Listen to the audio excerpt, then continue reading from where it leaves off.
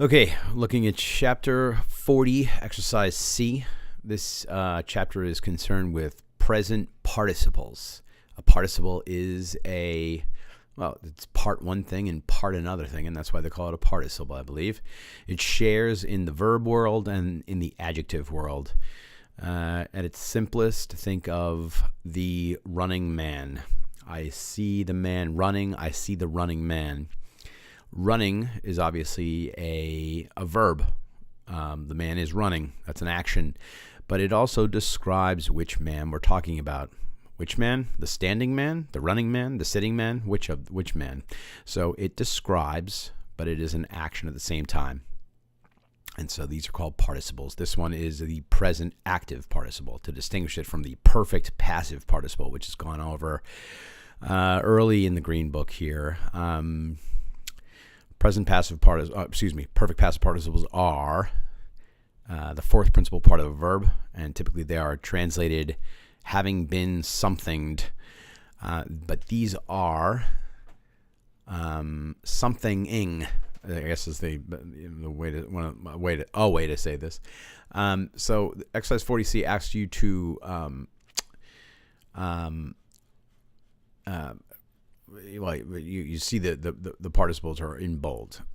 Read each sentence aloud and decide whether the participle is used substantively or whether it is part of a participial phrase. When a participle is being used in a participial phrase, tell what noun the phrase modifies, So then translate. And this, of course, as with everything in life, can be best illustrated through examples. So let's just go over 2 of the 7. When it says decide whether it's being used substantively here, that means whether it is used as a noun. Now let's just shoot up here, and you'll see this, present participles as substantives. It's really just taking an adjective and turning it into a noun. Think of, one thing I tell my classes usually is think of the word poor. Poor is an adjective.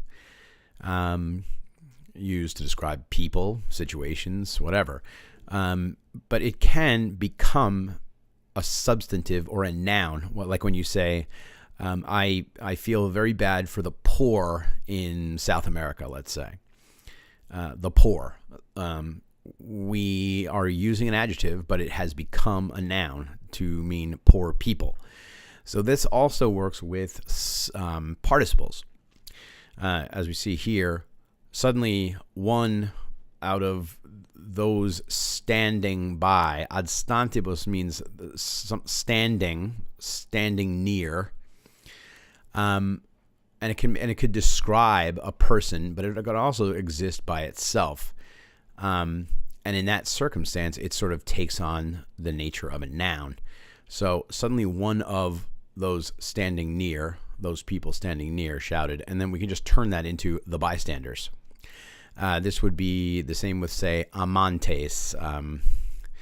Amantes means loving, and it's like a plural. The loving, let's say, pueri amantes, the loving boys, right? Which boys? The ones who are loving, the loving kind of boys, right? But when we take away the pueri, we can still have amantes, and that can function as a noun. And we can turn amantes, meaning loving or those loving, simply into lovers. So that's what's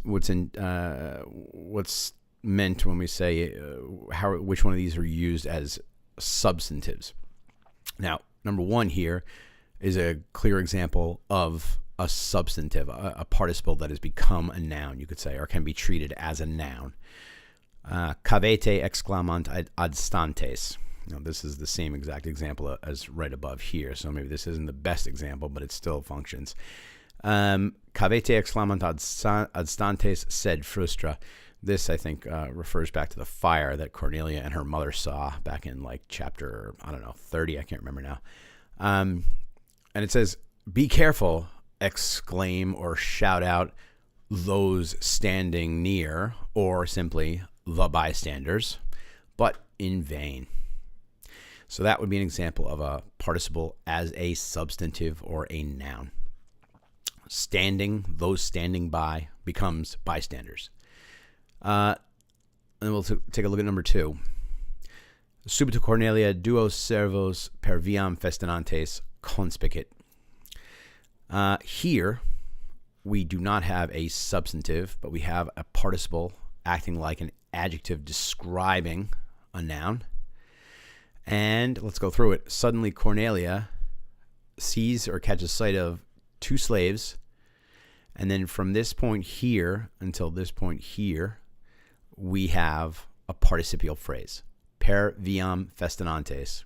I just realized I'm saying a lot of P's, and that's probably producing a lot of popping sounds. So sorry about that. Suddenly Cornelia catches sight of two slaves doing what? ING. A good way to think of participles is NT equals ING. That also can be NS, by the way, if it's nominative singular, but NT is, you commonly see NT here. But suddenly Cornelia sees two slaves hurrying through or along the road. So festinantes modifies servos. Festinantes, like servos, is accusative in plural and masculine. Festinantes, all present participles are third declension. So you'll notice this ace ending from the third declension. And that is a participial phrase there. Per viam festinantes. These three words describe this one word servos here. Suddenly Cornelia catches sight of two slaves running along the road. One more. Let's see. Convivae palisper. Look at number 4 here. Convivae palisper in atrio stabant. Cornelium expectantes. The guests were standing for a little while in the atrium, waiting for Cornelius or looking out for Cornelius. So here expectantes is, well, actually this whole thing, right? Cornelium expectantes describes these convivae. The guests, it describes who they are or what they're doing, right? I mean, what they're doing, and it describes them, right? Looking out for Cornelius. Convivae is one of these weird first declension masculine nouns, if I'm not mistaken. And expectantes is nominative and plural, just as convivae is. So here, expectantes modifies convivae, and this whole thing here is the participial phrase. Waiting for Cornelius, looking out for Cornelius. Okay, I guess that's it for now. Good luck.